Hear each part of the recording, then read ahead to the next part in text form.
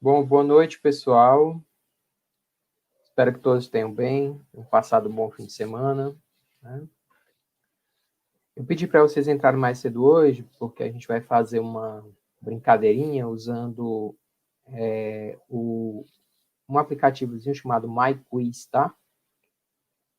Já já eu passo para vocês os dados, mas se vocês quiserem já procurando, vocês podem baixar o aplicativo, certo? Ou então entrar lá no próprio site, pode usar na web também. Então é my, né, de meu, quiz, de quiz, tá? Tudo junto. Daqui a pouco eu vou mandar o código e o link do jogo para vocês participarem, tá? Bom, a aula de hoje, pessoal, é sobre continuação, né, do capítulo 1. Ela é dividida em duas partes, né? Na primeira parte eu vou falar rapidamente o conceito de que é um protocolo, e depois eu vou falar um pouquinho, né, de ameaças à segurança da rede, que tem a ver com o que vocês estão estudando, né, para o trabalho, né, que vocês têm que entregar até quinta o rascunho, né, quinta ou sexta, acho que é sexta, ou é quinta, não sei, depois a gente checa, sobre ameaças à segurança da rede, tá? O quiz é exatamente sobre essa segunda parte, ok? Então vamos em frente.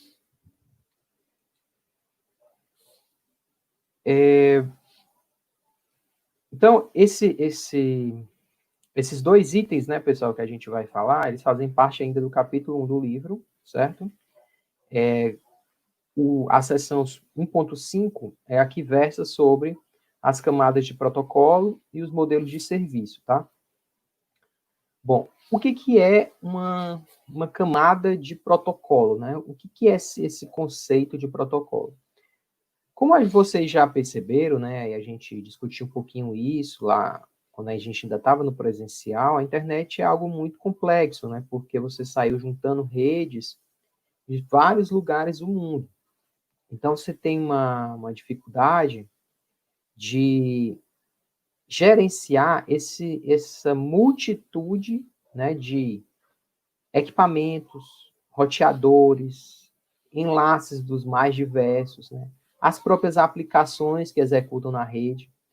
Então, como é que a gente pode trazer um pouco de ordem a esse caos, vamos dizer assim? Porque vocês imaginem se eu tivesse um computador de cada empresa, implementando da sua forma a maneira como vai se comunicar na rede, tá? Isso era exatamente, no começo, era assim, né? Você tinha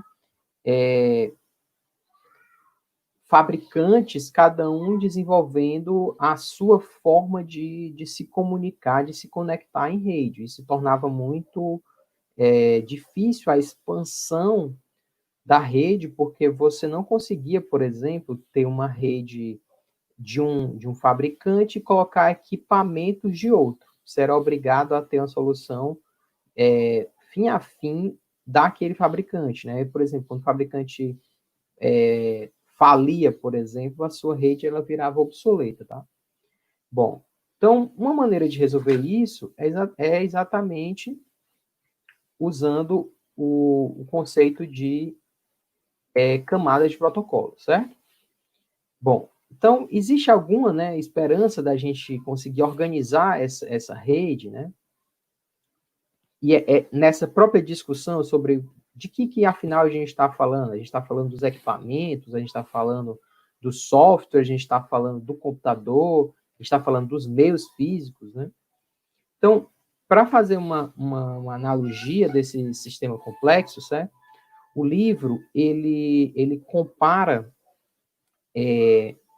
a organização de uma rede a, a um sistema complexo, por exemplo, que envolve uma viagem de avião, né? Por que chama de sistema complexo? Porque, na verdade, assim como no caso das redes de computadores, é um sistema que envolve vários sistemas diferentes, certo? Então, por exemplo, quando você vai viajar de avião, você, passageiro, compra a passagem em uma empresa, certo? Ou numa agência de viagem, por exemplo. Então, lá tem um sistema de compra da passagem. Depois, quando você chega no aeroporto, você vai lá no check-in para despachar a bagagem. pode ser que nesse momento, por exemplo, seja uma empresa que vá lidar com o gerenciamento da sua mala, por exemplo, para levar essa mala até o avião. Depois, você fica a cargo do gerenciamento daquele aeroporto para te direcionar para qual portão você tem que ir para embarcar, para encontrar o avião. Então, é uma outra empresa que vai fazer esse gerenciamento, né? Até que, antes de entrar no avião, você volta a ter relação, né, com a empresa aérea que você contratou, né? Você entra dentro do avião. Quando você entra dentro do avião, o avião vai decolar, ele agora passa a ser não mais gerido pela empresa daquele aeroporto, mas vai ter o controle de tráfego aéreo, né? Inclusive, pode ter migrações de tráfego aéreo, por exemplo, se vai mudar de país, né? Ou então um país como da extensão do Brasil, né? Que ocorrem essas mudanças. E aí, quando o avião aterrissar, né, no aeroporto de destino, você começa a ter um processo reverso, né? Então, a companhia aérea, ela te coloca lá dentro do aeroporto e agora tu tá usando os serviços dos aeroportos para poder desembarcar, até chegar lá na esteira onde tu vai pegar a tua mala, foi uma outra empresa que tirou do avião e levou até lá. Aí, por exemplo, se você perdeu a mala, por exemplo, você deve se dirigir, né, àquele aeroporto para lidar com aquela empresa. Ou então, você reclama direto com a empresa aérea, que ela vai entrar em contrato com a empresa que gerencia essa questão do transporte da mala, né?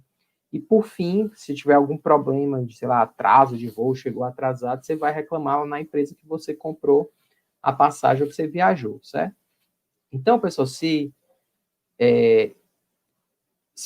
para vocês entenderem, né, essa analogia, no caso das redes de computadores vai acontecer algo parecido, certo? Você vai pegar esse problema, vamos dizer assim, extremamente complexo de enviar uma mensagem de uma máquina para outra que está do outro lado do mundo, passando por diversas redes, em pedaços, certo? Você vai dividir esse problema em pedaços. E aí, cada um desses pedaços, ele vai lidar com problemas particulares daquele pedaço, que a gente vai chamar de camada, certo? Isso permite que, se você trocar, por exemplo, detalhes internos de uma camada, isso não afete necessariamente a camada acima ou a camada abaixo, certo? Então, se a gente olhar, né, novamente para esse problema do voo, a gente vê que ele poderia ser organizado nessa ideia que eu estou falando para vocês de divisão em camadas, né? E que essas camadas, elas têm uma relação fim a fim, né? Então, por exemplo, quem lidou com a questão das bagagens foi, em teoria, a mesma empresa nas duas pontas, né? Quem lidou com a questão do aeroporto, né, dos portões, foi, por exemplo, a Infraero, que administra os dois portões, onde você deve embarcar e onde você deve desembarcar, né? Então, existe essa conexão fim a fim, tá? E já, por exemplo, a parte de transmissão, vamos dizer assim, ela ficou a cargo do controle do tráfego aéreo naquela parte, né, nessa parte aqui embaixo, né, relacionado ao roteamento da aeronave, tá? Então, para que a gente usa camadas, né? Para lidar com esses sistemas complexos, explicitar quem vai cuidar de quê, né? Com relação a esse problema gigante, vamos dizer assim. E você pode também trazer modelos de organização para ajudar os desenvolvedores desses sistemas complexos, certo? Então, vocês imaginem, pessoal, aquilo que eu estava falando para vocês, de dividir entre que tecnologia eu vou usar para fazer a transmissão da informação, tecnologia de enlace, separar isso da aplicação, por exemplo, que está rodando em cima e mandando as mensagens, certo? Então, por exemplo, vocês fazem isso o tempo todo. Você está aqui com um navegador web que roda um protocolo chamado HTTP para fazer requisições de páginas, certo? O HTTP ele vai invocar processos, né, da rede, mas ele não vai precisar se preocupar se lá na camada de enlace, por exemplo, seu celular está usando Wi-Fi ou 4G, por exemplo. Ele não precisa se preocupar com isso. Ele vai se preocupar com a troca de mensagens entre o cliente, no caso o navegador do seu celular, e o servidor, né? Se houver uma mudança dessa tecnologia, né? Por exemplo, sei lá, o Wi-Fi caiu e aí o 4G foi ligado, não é necessário que a aplicação, o navegador web, seja notificado com relação a isso, certo? As redes de computadores, elas foram organizadas de tal forma que existe uma separação desses interesses, certo? Que permite que haja essa mudança sem que eu necessite, por exemplo, reprogramar a aplicação que está lá em cima, certo? Então, por exemplo, se for criado um novo tipo de Wi-Fi que aumente a velocidade, eu não vou precisar reescrever todas as aplicações que utilizam HTTP, certo? Então, existe essa separação, tá? Bom, o livro, né, do Kurose, ele divide a organização, vamos dizer assim, dos protocolos da internet em 5 camadas, tá? Eu não sei quem de vocês já tinha ouvido falar sobre isso, se manifesta aí nos comentários, né? Bom, quais são essas 5 camadas, né? Física, enlace, rede, transporte e aplicação, certo? A camada de aplicação mais natural para vocês entenderem, é onde roda, né, e executa essas aplicações de vocês, né? Então, por exemplo, navegador web, um servidor de arquivos HTML, né? Uma aplicação, por exemplo, de stream de vídeo, né? Um player do YouTube, por exemplo, um jogo em rede, tudo isso está rodando dentro dessa camada de aplicação, né? Aqui em cima, tá? Bom, quando essas aplicações elas precisam se comunicar, utilizar a rede, elas vão escolher abaixo delas qual a forma de transporte elas vão usar, né? Em geral, existem 2 formas, né, mais recorrentes. O TCP, que é uma forma de transporte em que ele garante a entrega, e caso essa entrega não ocorra, ele vai dar um aviso para a aplicação cliente que está enviando, né? E o modelo UDP, onde não existe entrega garantida e ele também não te avisa se a mensagem chegou ou não, certo? Mais na frente a gente vai ver para que serve isso, que aparentemente parece ser ruim, mas na verdade ele traz outra vantagem, que é velocidade, certo? Tem menos atraso, na verdade. Então, por exemplo, os jogos, eles priorizam o uso do IDP, né? Então, isso que eu estou falando está aqui na camada de transporte, né? Já a camada de rede, ela vai se preocupar em rotear as mensagens, em pegar a mensagem que sai do nosso celular, que sai do nosso computador e entregar no destino final, né? Então, ela vai ter que decidir por quais redes passar, por quais rotas, né? Também ela vai se preocupar em endereçar as máquinas, os hosts e as redes. É daí que vem a ideia do IP, né? Que é um protocolo que cuida exatamente dessa questão do endereçamento das máquinas. E essas máquinas, pessoal, elas se ligam através de enlaces, que foi o que vocês estudaram e apresentaram antes da pandemia, né? Que era o exemplo que eu estava dando para vocês, né? Wi-Fi, 4G, Ethernet, rede de escada, fibra ótica.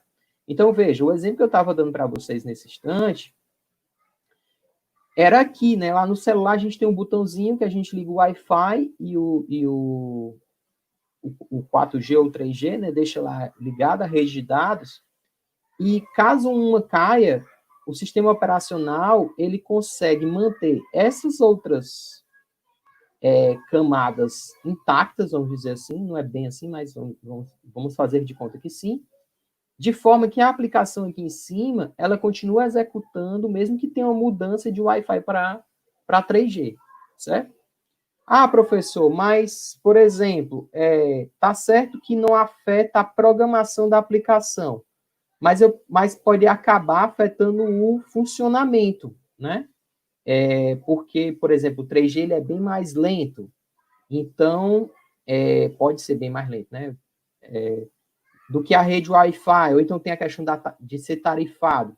Então, no caso do sistema operacional como o Android, ele vai permitir que a aplicação faça consultas, que a gente chama de cross-layer, né, atravessando essas camadas, e pergunte para o sistema operacional, qual é o enlace? Porque aí a aplicação ela pode se adaptar em função dessa tecnologia de enlace que mudou. Mas o funcionamento dela não necessariamente precisa ser alterado se eu mudo essa camada, certo? Mesma coisa com a camada física, que seria, no final das contas, né, como é que eu estou transmitindo a informação lá naquele meio físico, né? Então, eu ver os bits passando pelos fios, seria ter essa visão da camada física, tá? Bom, então, em cada uma dessas camadas, pessoal, a gente dá um nome para a mensagem que está passando de uma camada para outra, certo? No caso da aplicação, então, tipo, quando vocês escrevem um endereço lá no navegador e dão Enter, né? O que está acontecendo ali? A aplicação está montando uma mensagem, certo? E passando para a camada de transporte, dizendo, entrega para o servidor, certo? Nesse caso, pessoal, a gente, essa mensagem vai receber um cabeçalho, vai virar o que a gente chama de segmento, tá? Depois desse segmento, ele vai receber mais metadados, vai virar um datagrama, que é o que, em geral, vocês estão acostumados a chamar de pacote, tá? Esse pacote, quando ele vai lá para a sua camada de enlace, por exemplo, sua placa de rede, um computador, então o transmissor Wi-Fi do celular, ele vai sofrer uma nova transformação. Por exemplo, ele pode ser dividido. O pacote é muito grande, não dá para eu transmitir naquela tecnologia de enlace, ele pode ser dividido em pedaços. E esses pedaços que são transmitidos, a gente chama de quadro, certo? E, por fim, você vai ter lá bits ou sinal passando pela camada física, certo? Deixa eu desligar aqui o apontador, vou usar outra coisa. Bom, uma das primeiras ideias, pessoal, de como organizar a rede foi proposta pela uma organização internacional chamada ISO, certo? Que é uma organização que, principalmente o pessoal de usabilidade, de designs, talvez já tenham ouvido falar, pessoal de design de interação, que ela publica uma série dessas normas, né? De ergonomia, coisas desse tipo, também a ISO, né? Então, a ISO é uma organização internacional que montou um grupo de trabalho para criar uma arquitetura de referência para você organizar rede de computadores, certo? Essa arquitetura é chamada de OSI, né? Open System Interconnection Model, tá? Nessa época, né, a ideia deles lá é que as redes elas fossem organizadas em 7 camadas, certo? No qual difere, né, daquilo que a gente acabou de ver, principalmente em relação à camada de sessão e de apresentação. A de sessão seria para definir como vai ser realizada a comunicação entre os pares, certo? E manter estado, certo? Então, eu saber que aquela mensagem que chegou, ela está vindo ainda com relação a uma requisição anterior, certo? E de apresentação seria uma maneira de moldar esses dados para serem enviados para a camada de aplicação, certo? Chegaram, pessoal, a sair equipamentos com o modelo OSI, tá? Mas, no final das contas, quem acabou virando o modelo de fato, certo? O padrão de fato, foi esse modelo em 4, 5 camadas chamado TCP/IP, certo? Por quê? Esse modelo, pessoal, ele definia, né, pré-definia alguns tipos de tecnologia, principalmente na camada de rede e transporte, certo? Ele era publicado, né, e poderia ser utilizado de forma gratuita. Então, qualquer pessoa poderia ter acesso à especificação da arquitetura e implementar seu equipamento de graça. Já para você fazer isso com o modelo OSI, para ter acesso à especificação, você tinha que pagar. Além disso, lá na ISO, nos grupos de trabalho, existiam conflitos de interesses, certo? Isso aí, pessoal, é muito comum hoje em várias tecnologias, como, por exemplo, o Bluetooth, o próprio Android, certo? Uma série de tecnologias de IoT. As grandes empresas, elas formam organizações que vão liderar aquele segmento, certo? E definir os padrões. Aí lá dentro tem as reuniões, tem todo um regimento de como se propõe, por exemplo, uma nova feature, por exemplo, do Bluetooth, uma nova mudança. O que acontece? Muitas vezes, uma empresa ela está trabalhando numa determinada tecnologia, então ela fica querendo impor aquela tecnologia que ela já tem para dentro do padrão, né? Que aí, claro, é um ganho para ela, porque ela vai já sair na frente quando o padrão for lançado, né? Ou então pode acontecer também o contrário, uma empresa está mais atrasada do que a outra, então ela fica botando empecilhos para que o padrão seja publicado logo, certo? Então, isso foi um dos grandes problemas do modelo OSI também. Então, ele era mais burocrático, o processo de mudança era pago para poder você utilizar, né? E tinha esses problemas dele mesmo ser complexo, né? De ter mais camadas, de ter coisas para implementar, certo? Bom, então aqui meio que eu já expliquei. Então, pessoal, o que aconteceu, né? Como eu estava dizendo, que quem acabou virou o modelo padrão foi o modelo TCP/IP, certo? No caso lá do Kurosa, ele apresenta em 5 camadas, mas você também encontra o modelo TCP/IP em 4 camadas, certo? Que seria aplicação, transporte, internet, né, que é o IP, e a parte de host, rede, que seria o que a gente normalmente chama de enlace, certo? Bom, professor, o que aconteceu com a camada de apresentação e sessão?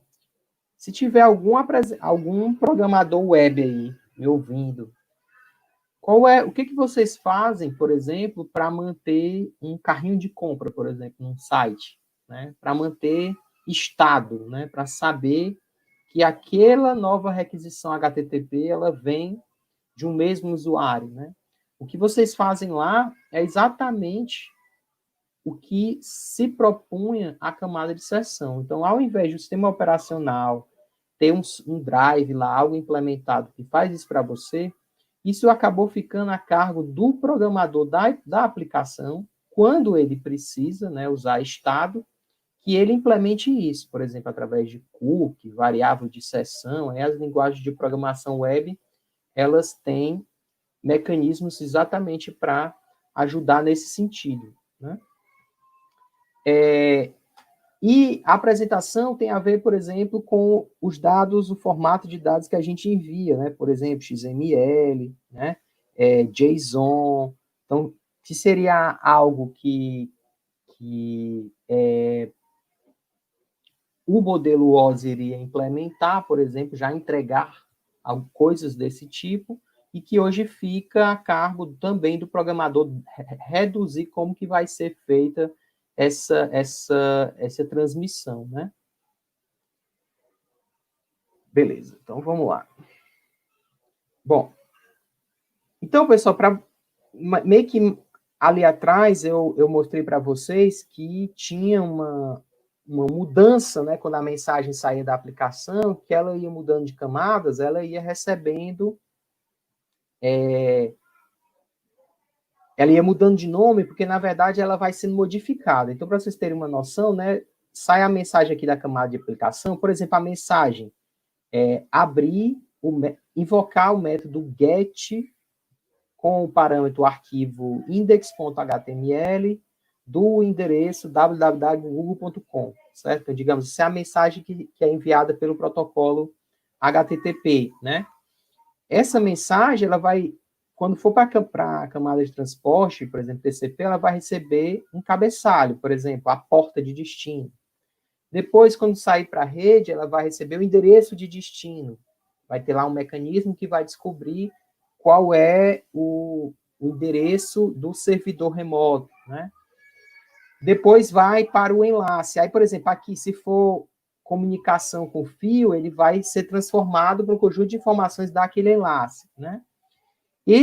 Essa mensagem, ela vai navegar e a cada enlace, por exemplo, ela vai ser modificada, porque vão ter informações específicas daquele caminho, né? Quando chega, por exemplo, no roteador, essa mensagem ela é lida até a camada de rede. Por quê? Porque eu preciso saber qual é o endereço final para eu tomar a decisão de qual rota mandar, certo? A mensagem mesmo original da aplicação, ela só vai ser lida novamente lá no destino, certo? Porque ela não interessa às outras partes, certo? Eu não sei se vocês conseguiram entender. Tem uma animaçãozinha aqui que tenta explicar um pouquinho isso. Então, ó, a mensagem sai, vamos ver se vai funcionar, né? Ela vai receber um cabeçalho na camada de transporte local, depois mais um outro na camada de rede, né? Mais um outro na camada de enlace. Tudo isso se transforma em bits que vão ser enviados pela camada física, né? E vai passar pelo computador, ele vai mudar o enlace, mas ele não vai alterar, por exemplo, informações da camada de rede, endereço de destino de rede. Quando chegar isso lá no roteador, o roteador ele está ligado a duas redes, então ele recebe, então ele vai subir nas camadas essa mensagem, então ele vai tirar os cabeçalhos, depois vai ler, vai processar e dizer, para onde é que eu tenho que mandar, e aí ele vai acrescentar um novo cabeçalho nessa informação, certo? Se vocês lembram da aula passada, que a gente falou sobre atraso nodal, que ocorre lá no roteador, tinha um atraso lá chamado atraso de processamento. É exatamente essa adição desse cabeçalho na mensagem, tá? Então, veja, a informação como, por exemplo, a porta de destino, ela só vai ser lida quando chegar lá na camada de transporte do destino. Em teoria, ela não vai ser lida no caminho. Por que eu digo em teoria? Porque, às vezes, por exemplo, tem firewalls que bloqueiam informação, aí eles vão buscar coisas da camada de transporte. Mas, em teoria, essa informação ela só é de interesse do destino, tá? E aí, por fim, depois de todo esse layout que a gente viu, é que eu recupero a mesma mensagem que foi enviada lá na origem, certo? Isso, pessoal, essa ideia de que sai uma mensagem da origem na camada de aplicação e eu entrego a mesma mensagem no destino, é uma coisa que o socket TCP promete para vocês, certo? Que é o que a gente vai programar, né? Uma das atividades de programação que a gente vai ter, que eu vou mostrar para vocês, quem puder, vai poder praticar em casa, né? Que é exatamente essa ideia de ter todo um mecanismo complexo que se resume para mim numa API, numa chamada, onde eu digo entregue tal mensagem para tal endereço, para tal porta. Onde essa porta, ela representa a aplicação de destino, tá? Ou então vocês, quando estão usando o HTTP, vocês estão aqui na camada de aplicação também usufruindo dessa abstração da complexidade da rede. Né? Existe alguém que programou lá um cliente HTTP e transforma a sua mensagem em mensagens que são enviadas via socket, tá? Quem usa, por exemplo, as ferramentas do Google Chrome para debugar aplicações JavaScript ou coisas desse tipo, vocês conseguem ver exatamente essas requisições que são enviadas da origem, né, do seu navegador para o servidor, certo? Tem alguém aí que já viu, já sabe como é que consegue ver, né, as requisições HTTP e as mensagens de retorno? A gente vai ver isso aqui também na cadeira. Bom, quem pode me dizer e pensar aí em uma coisa ruim de eu ter essa separação em camadas, né? O que pode ser ruim eu ter um sistema complexo dividido em camadas? O que é que vocês acham que pode ser ruim? Bom, um exemplo para vocês refletirem foi aquele que eu dei com relação a uma aplicação que queira se adaptar ao Wi-Fi, ter um jeito de funcionar com relação ao Wi-Fi e um outro jeito de funcionar com relação ao 4G ou 3G. Se eu mantiver esse isolamento das camadas, em teoria, essa aplicação não poderia saber sobre isso, né? Então, a primeira coisa que é ruim é que, às vezes, esse isolamento ele pode ser prejudicial, porque podem ter informações que, se de uma camada para outra, que não estão subjacentes, que está uma acima da outra, eu pudesse ter, eu poderia melhorar a performance da rede. Outra coisa que a gente vai ver é que, muitas vezes, existem tarefas que são executadas mais uma vez em cada uma camada, como, por exemplo, verificação de erro, tá? E que poderiam ser otimizadas se eu evitasse de fazer cada vez em cada camada, por exemplo, tá? Então, esses são dois exemplos de coisas ruins que podem... ruins ou desvantagens de usar esse modelo de camadas para organizar as coisas, tá? Espero que vocês tenham entendido qual é a vantagem de eu fazer essa divisão. Bom, então vamos agora para a segunda parte da aula, que seriam as redes sob ataque, né? O que pode dar errado, pessoal, no caso das redes de computadores, né? Como que elas são vulneráveis, né? Quais são os tipos de ameaça mais predominantes que existem hoje, né?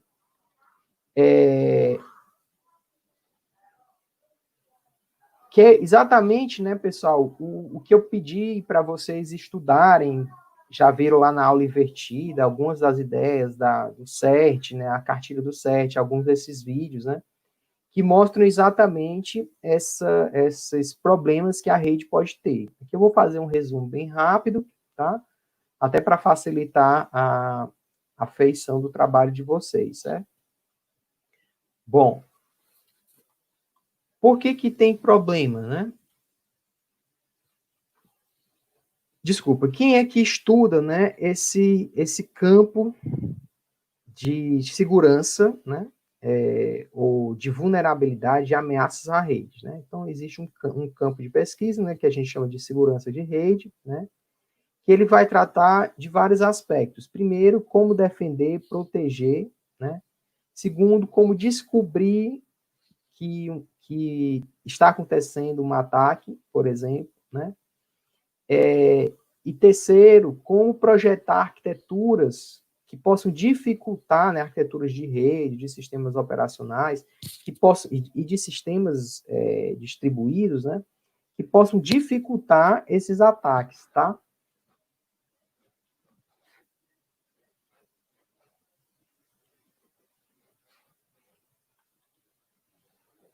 Uma coisa que é importante vocês saberem, pessoal, é que a internet, quando ela foi criada, os princípios de comunicação, modelo TCP/IP, as pessoas ainda estavam muito influenciadas pelo movimento hippie, vamos dizer assim, anos 70, né?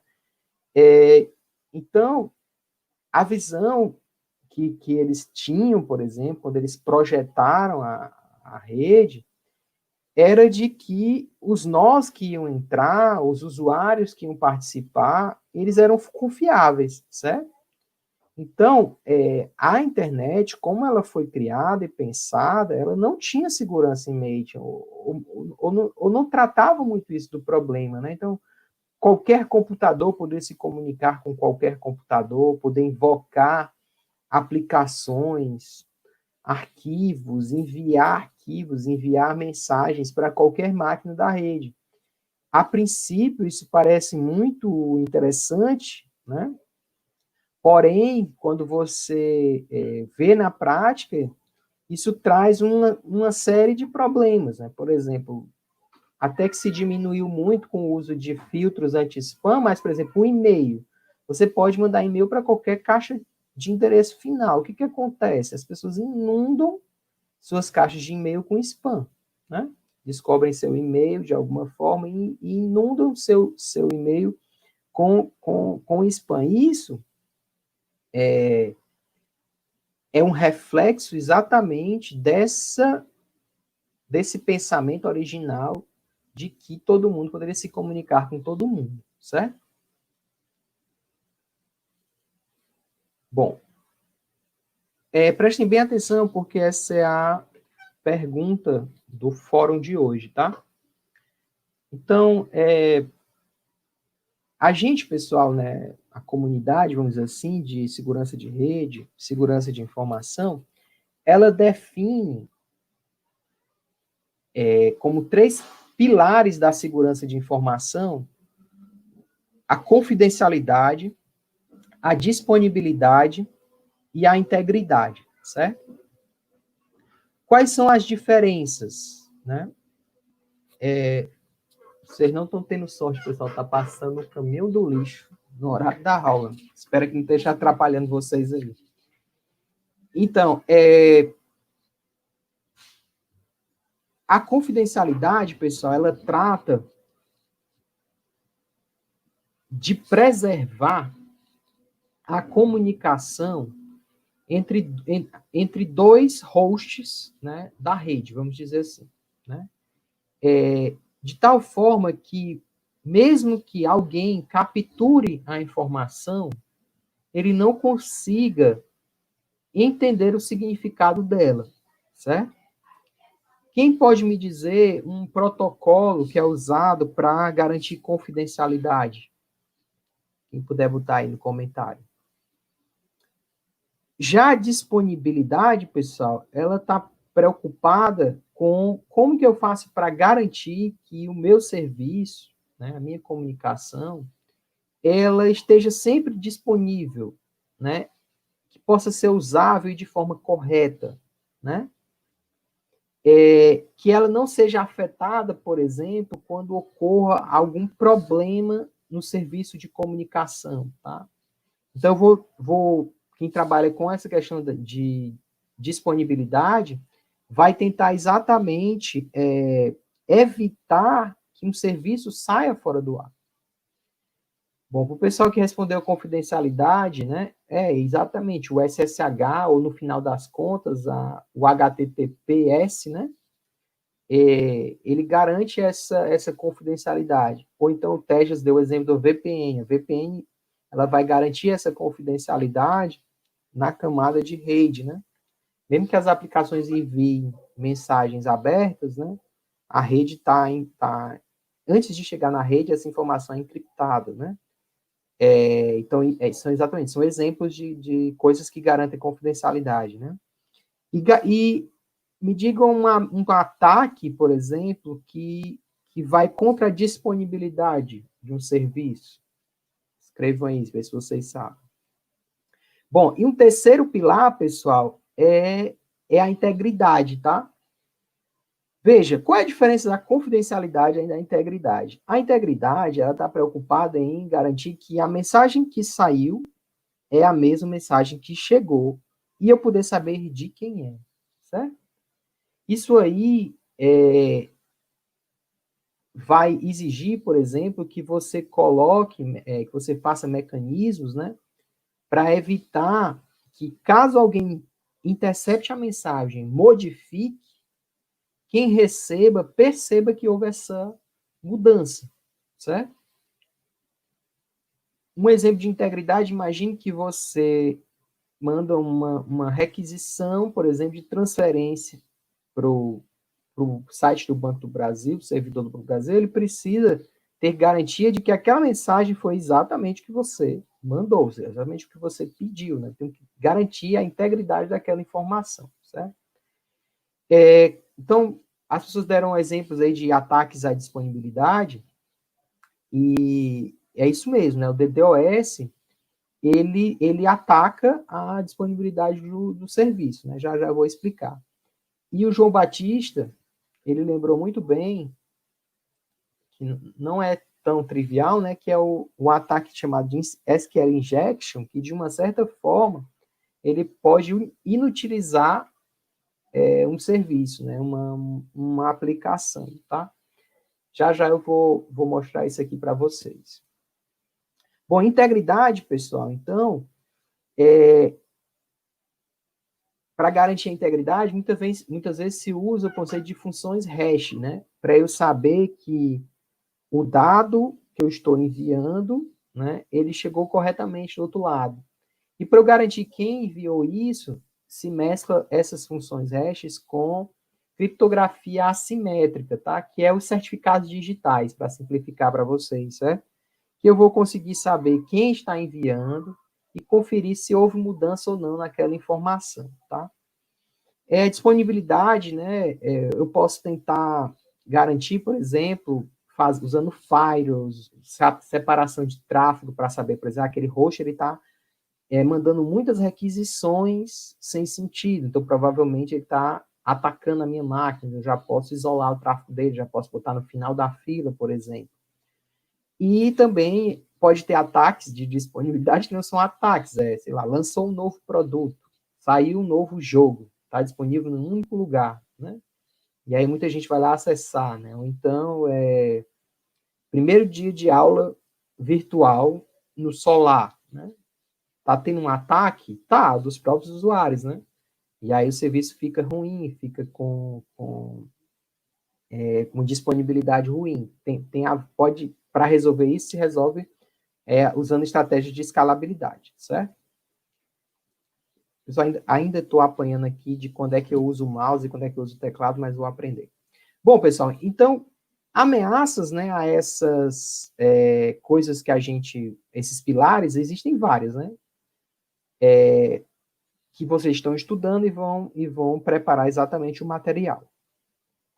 Uma primeira, pessoal, que vocês têm que ter consciência é que a rede, ela pode ser farejada, certo?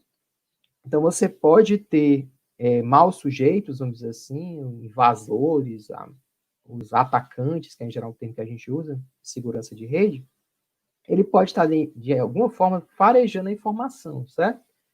Professor, isso é muito difícil ou é muito fácil? Eu diria que é muito fácil, certo? Quem aqui já entrou num Wi-Fi grátis, sem senha, quando estava precisando? Quem garante que lá, né, aquele equipamento, tudo que você está mandando está chegando lá? Então, poderia ter um software lá copiando aqueles dados, certo? Que é o que a gente chama de interface de rede em modo promíscua, né? Você está recebendo dados e ao invés de só repassar, por exemplo, você pode ler, por exemplo, os dados que são, isso aqui é a requisição para tal site, né? Então, é importante ter esse tipo de cuidado, né?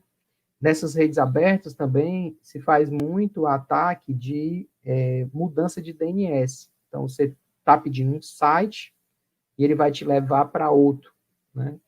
Uma espécie de phishing aí para quem está estudando. Então, tu botou lá Banco do Brasil, mas ele é o roteador lá que está sendo usado nessa rede Wi-Fi grátis que tu está acessando, te manda para uma outra página com visual semelhante, tu preenche a tua senha e no final das contas tu passou teus dados pro atacante, tá? Então, como é que seria isso, né? Você tem um usuário que está ali no meio, ele pega a informação que está indo de B para A, por exemplo, e faz uma cópia, certo? É isso, pessoal, que a gente vai fazer na nossa própria máquina, né? Usando o Wireshark, certo? É um software gratuito todo mundo pode baixar, que ele permite visualizar exatamente cada um desses pacotes que estão passando na interface de rede daquele computador, certo? Então, aqui vocês conseguem ver, por exemplo, né? Cada uma dessas linhas é um pacote. Então, por exemplo, esse aqui, por exemplo, é uma requisição, foi enviada desse endereço para esse, do tipo DNS, querendo saber quem era o Google. Então, você consegue ver esses detalhes, né? Quem está acessando, quais são as mensagens que estão sendo mandadas. Obviamente que se a comunicação é via HTTPS, quando eu olhar aqui os dados, né, eles vão estar todos encriptados. Mas eu ainda vou, por exemplo, conseguir saber de quem para quem está acontecendo essa comunicação, por exemplo, olhando o DNS antes, né? Ó, a Rafael está dando uma dica aqui, né, sobre uma série do Netflix que fala sobre essa questão de farejar a rede, que é a Ctrl+Z. Né? Bom, então, pessoal, além desses atacantes que podem copiar as coisas, a gente pode ter os malwares, né? Que ele pode instalar um software ou explorar alguma vulnerabilidade da sua máquina, né? Para realizar ataques, cópias, mudanças, pedir resgates ou coisas desse tipo no seu equipamento ou no próprio servidor, né? Então, isso pode ser por mídia removível, né, USB, por exemplo, explorar vulnerabilidades, como eu falei, um serviço que está aberto, tá? Ou mesmo o próprio usuário vai lá e clica num link e baixa coisas, né? E aí, o malware tem vários objetivos, né? Autopromoção, vandalismo, recompensa financeira, colocar o seu computador para ser algo que fica enviando spam, por exemplo, né? Coleta de informações sua, né? O que a gente chama de keyloggers, né? Pegar as suas senhas e coisas desse tipo, tá? Um hospedeiro infectado, né? Ele pode fazer parte de uma botnet, né? O que é uma botnet? Deixa eu correr aqui um pouquinho. Antes disso, eu não sei se vocês acompanharam recentemente, ocorreu um ataque, acho que vocês viram, né? Um ataque ao Twitter, né? Onde vários bilionários postaram, né, frases, tweets lá do tipo: se você botar dinheiro aqui na minha conta, minha carteira de Bitcoin, eu vou dobrar o valor, né?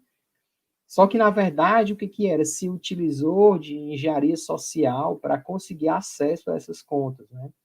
Provavelmente, não tem muitos detalhes, mas quando eles falam disso é que eles ficaram mandando e-mails ou coisas desse tipo para funcionários do Twitter, e aí o cara clicou em alguma coisa ou entrou em algum site, alguma coisa suspeita, que aí permitiu invadir a máquina dele e roubar as informações. Ou então, tem coisas mais ainda inteligentes desse tipo de engenharia social, onde eles podem até ligar para a pessoa para pegar dados, né, dela, falar coisas que, sei lá, dizer que é um operador, que é o cara do suporte ou coisas desse tipo, e a pessoa cai no conto e acaba falando a informação, a sua senha e tal. Então, tipo, agora também está muito em voga, né, um ataque do WhatsApp que usa esses conceitos, né? Bom, esse número, né, o número de ataques, ele só aumenta, né, pessoal? Então, aqui é um gráfico, por exemplo, para vocês verem, número de malwares em milhões, né? Então, em 2018, já tinha 812 milhões de malwares documentados, né? E tem para celular também, viu, galera? Android, né, tem vírus, tem de tudo. Aplicações maliciosas, tem de tudo para celular também, certo? Bom, eu falei botnet, né? O que é esse conceito de botnet? É quando você quer utilizar um conjunto de computadores para atacar uma rede, por exemplo, para fazer o que a gente chama de ataque de negação de serviço, tá?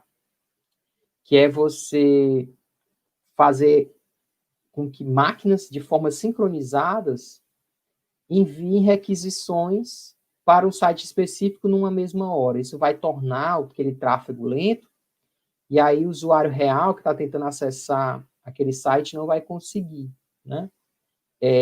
Para isso, eles se utilizam dessa ideia de botnet, né?